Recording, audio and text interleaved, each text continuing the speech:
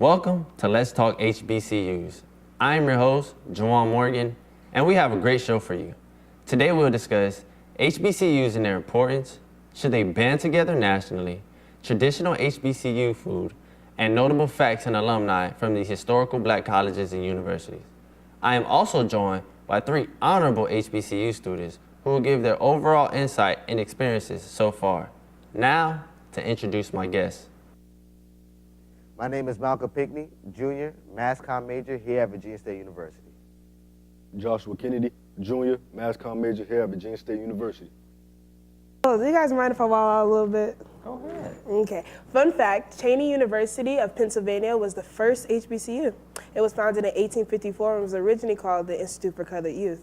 And since we're on the campus of Virginia State University, Barter Hall was named after a Confederate soldier, Charles E. Barter. And also, I'm Taylor Johnson. I'm a sophomore mass communications major. Great. Now that we know who everyone is, let's talk HBCUs and their importance.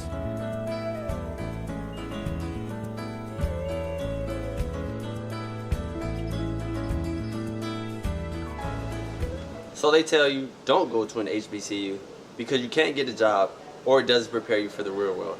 But I'm here to tell you, that's a lie. Before we could go to the fancy PWIs, our elders had to get their education at HBCUs. And from the looks of it, they did all right. HBCUs were founded due to extreme segregation in the South and gave newly freed slaves an opportunity at an education. And still today, 107 of these institutions still remain. But that's enough for me. Let's head over to Malcolm to see what he has in store for us today. Thanks, Jawan. And we can tell those people who don't believe in HBCUs, we can show them better than we can tell them. You're right. So Malcolm, the question is, should HBCUs band together nationally or should they remain independent?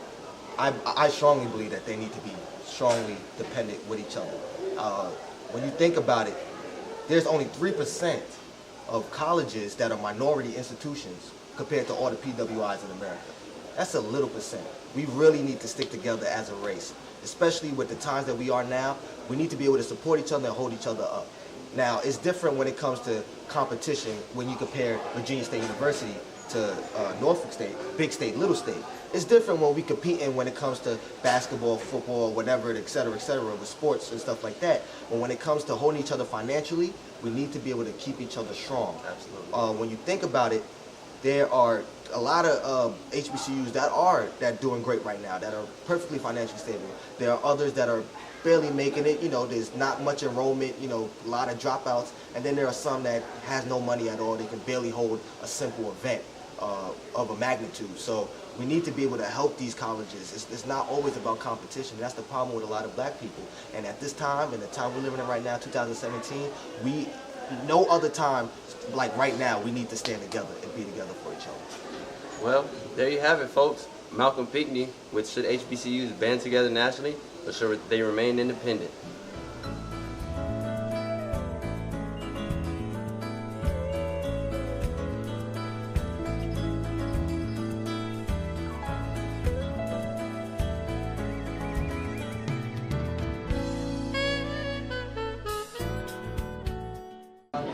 Joshua Kennedy, and I'm sitting in Virginia State University, most important diner hall, Jones Diner Hall, where most students can choose from fruits, salads, and other main courses.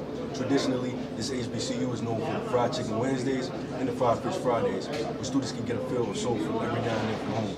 Hey, you talking about Jones? Yeah. Oh, that's crazy. I have a fun fact. So in 1930s, this place was actually named after Cora Zeline Jones. She's the mother of VSU, and she worked here for over 52 years. Wow, I did not know that. Yeah, got a blast though. I think, you know, at ODU they have what's called late night where the cast is open from like 9 to like 1. We should have that because not everybody wants to eat from 4:30 to 8:30. We'd be hungry after that. And I also think they should improve, like, you know, the food just doesn't match sometimes. I mean, like beef and noodles, like, you know, we need a nice combination of things.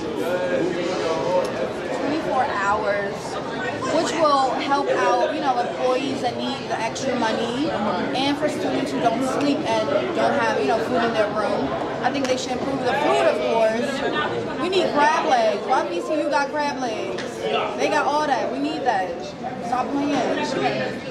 You know, that's all. That's it for this segment on Let's Talk HBCUs.